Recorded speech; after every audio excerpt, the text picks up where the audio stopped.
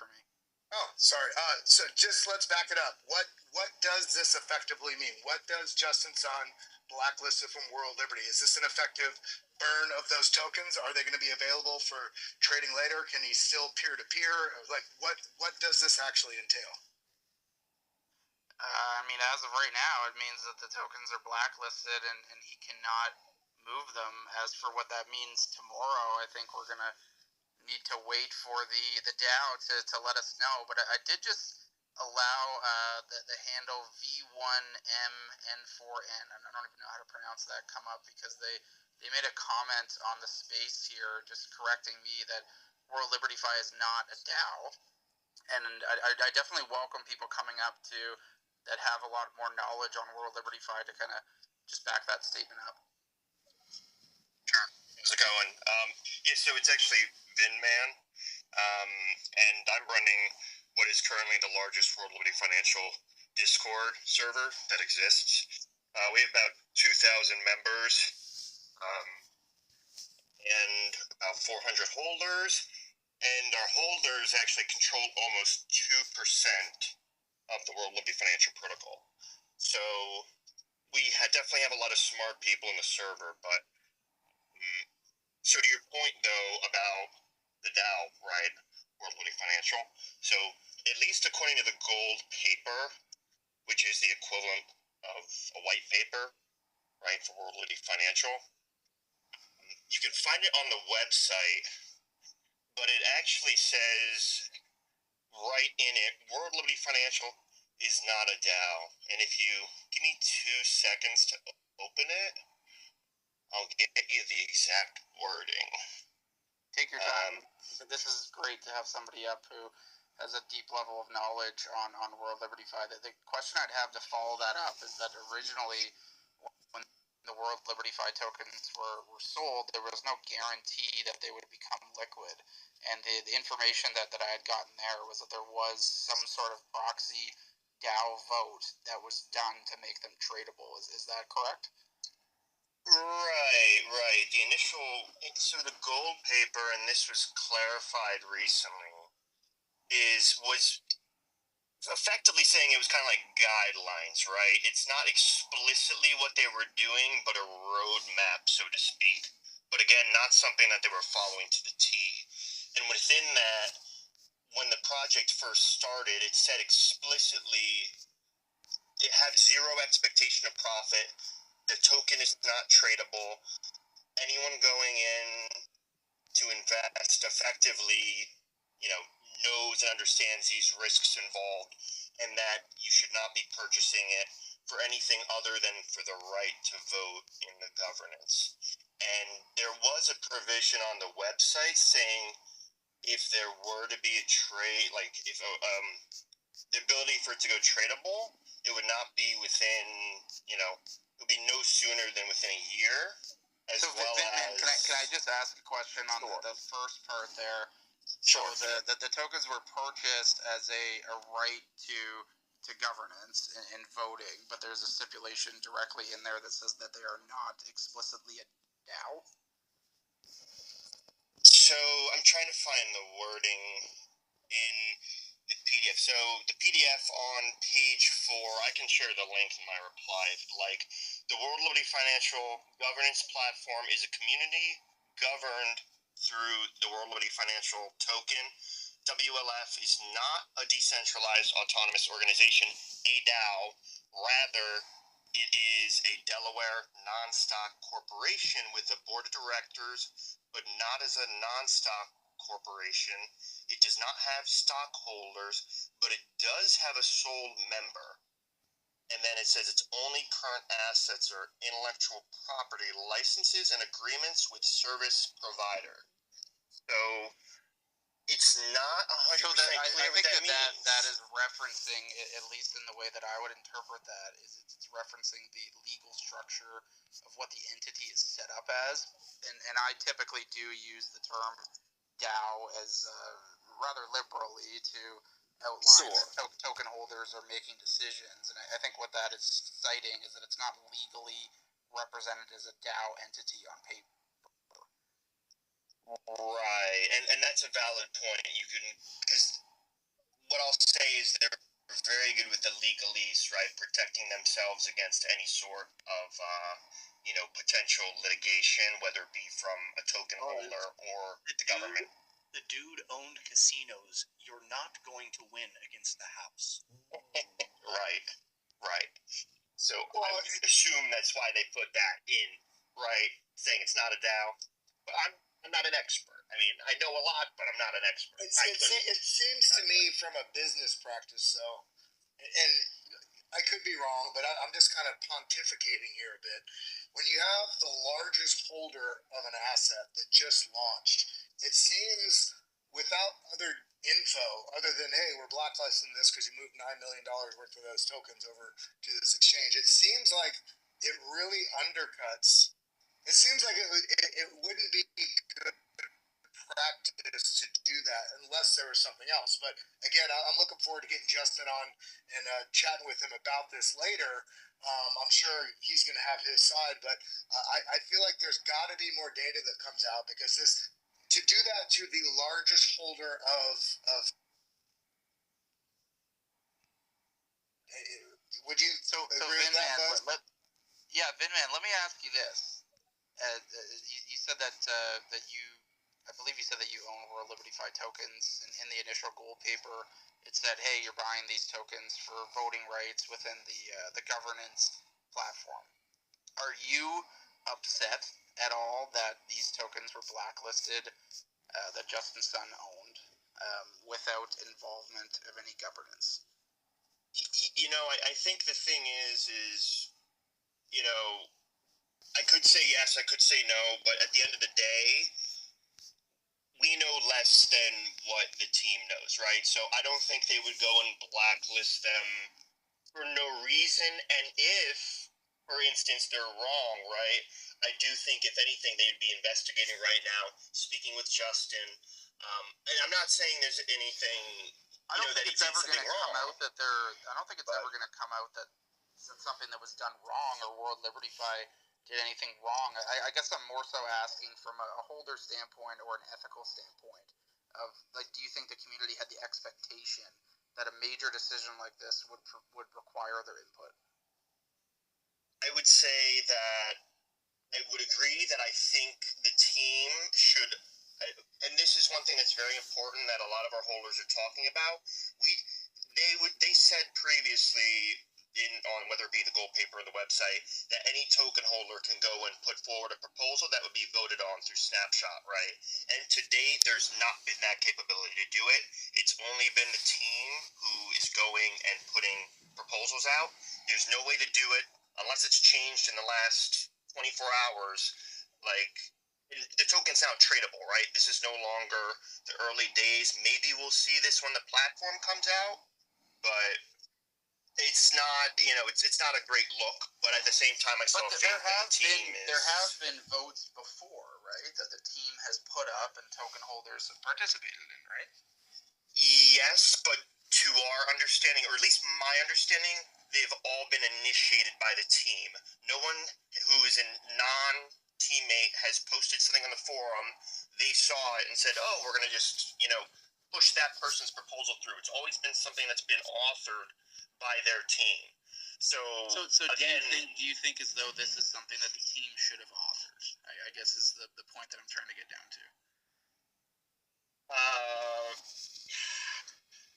And I don't mean to put you on the spot. It's great to have somebody up here with this amount of knowledge, and I appreciate you coming up and speaking. So don't feel as though you're being grilled. So I would say, like, if you want to evade that question, I'm happy to hop in. If you want to evade it, if you want to actually answer it, I'll step back. But I understand if you don't want to answer it, because it's hard to answer given your position. So I just want to offer myself if you want to avoid it, because I get it. It's tough. It's a tough question to answer. What I'll say is, I have faith that the team is not doing it with a malicious intent, right? And if this were to be a regular ongoing thing, right, then I would have, it would be a different expectations, right? There have been cases with Justin in the past having, certain questionable business practices or decisions, whether or not those were true, right? Those allegations. We've seen things with the SEC, right? And that sounds like copium. That sounds like copium, though. You're trying to cast aspersions at him instead of shining a light on the fact that your giant bag absolutely crapped on their biggest holder. And I understand wanting to sidestep it now. No. So hold it right there, because my giant bag, and this is for all round one holders, not a single one has not made money. Those who believed in the team. Just putting that out there. So before you say my bag, no matter what, and for the record, I haven't sold anything.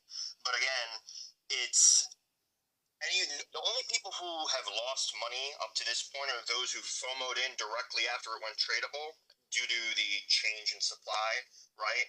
As well as during round two, those just haven't been there yet, and they shouldn't have bought in if they didn't plan to hold. Right, the app is not out yet. There's tons of plans that hopefully within the next few weeks will materialize. If not longer, no problem. Buying in round one, I didn't expect something to happen overnight, right? And I think a lot of holders, like they said in that's all good. That's all good. But you're just shilling World Liberty 5. What has this got to do with Justin getting his bag locked, bro? So before, go ahead. Just in the interim of the fight here, just the question isn't really even just about Justin. It's also, is it okay for this voting mechanism to be delayed? Which is, I think, what Buzz's question is. Which is, the team is the only one that's so far been able to put forward any proposals for anyone to actually vote on. Is that okay at this point? Now that they're actually trading, shouldn't the holders be able to put forward proposals at this point? And I think that's actually what the question was getting at. That's a difficult one given his position right now. I don't know that he wants to answer it. I'm just going to just jump in for 1 second here just to go on the Justin Sun things, just for the information that I have right now.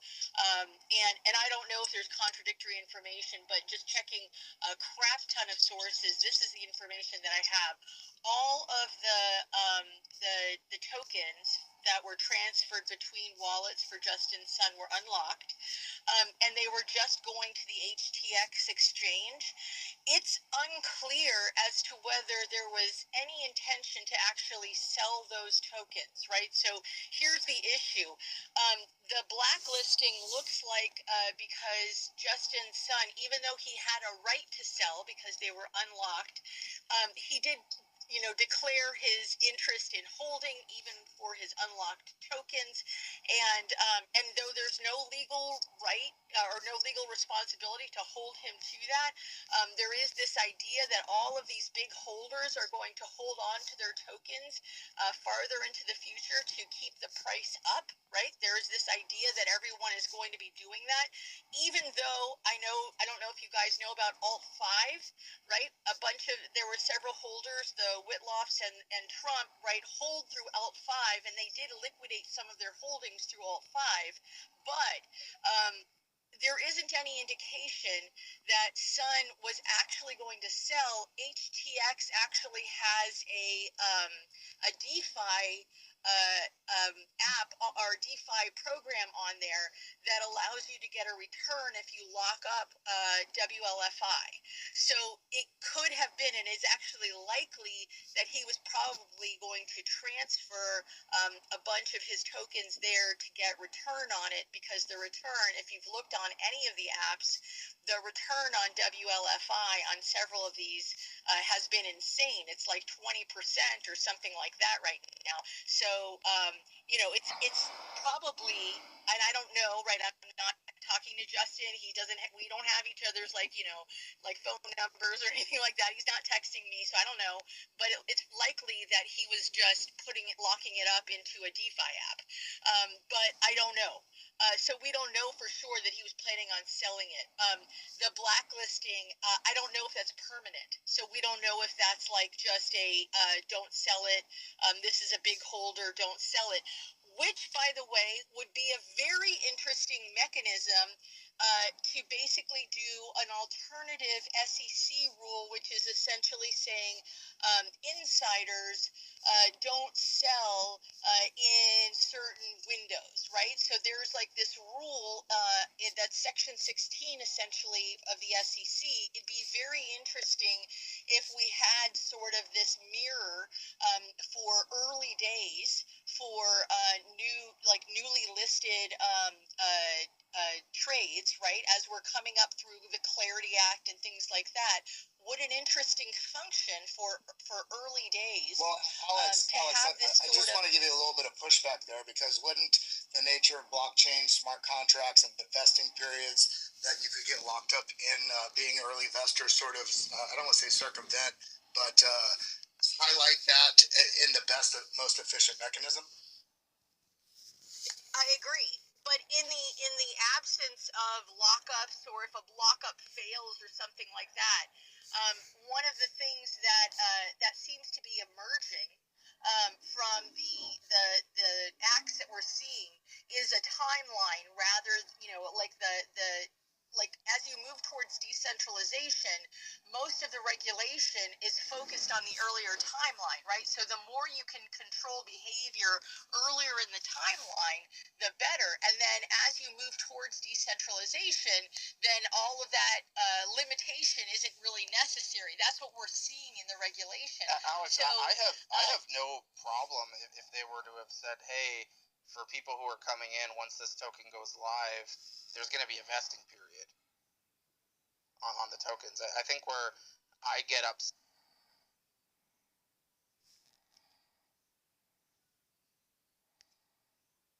suppress the price of the token. I agree.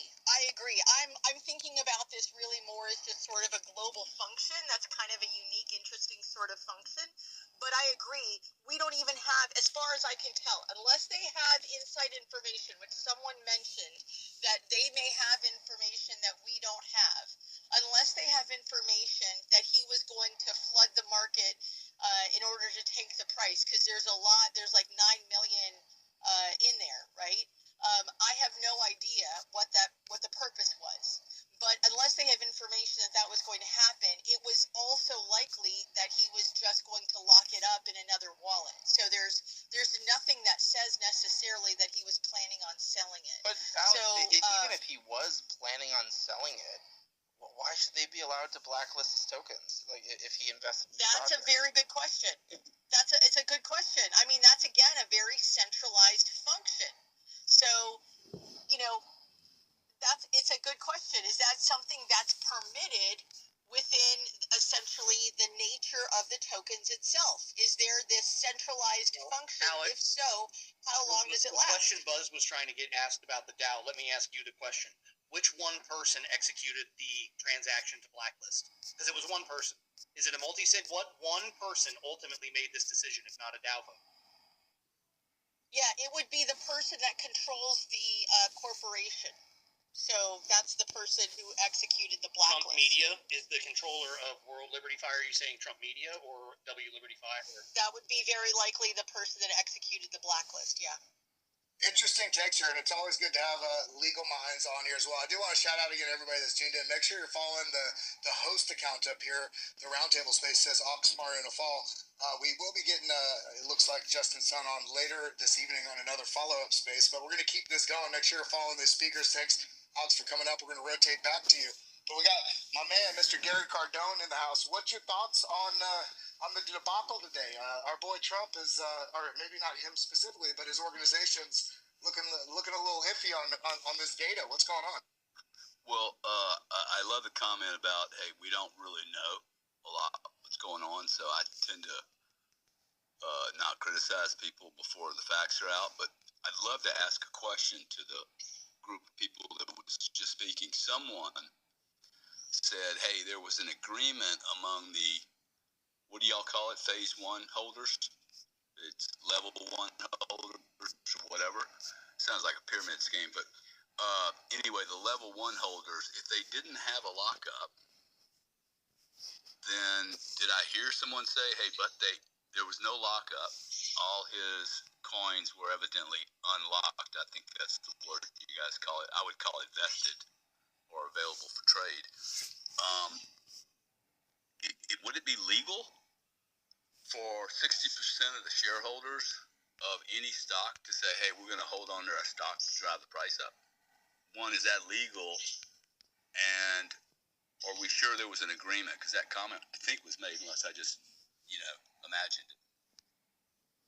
Vinman. So that's an interesting question. Sorry, go ahead. So Go ahead. I think it was Vinman that made that comment, so I'll allow you to clarify that. Yeah, let me clarify. So, for reference, there was two token sales. One of which was round one, which occurred in November of 2024, October 2024, for a price point a penny and a half. A penny and a half you could pay for as many tokens as you want. The supply was 20 billion tokens. So it took months to sell out. It took until the inauguration to sell out. From there, they announced a second round of 5 billion tokens, which was at a price of 5 cents, I believe. And that took a couple weeks, a month to sell out. For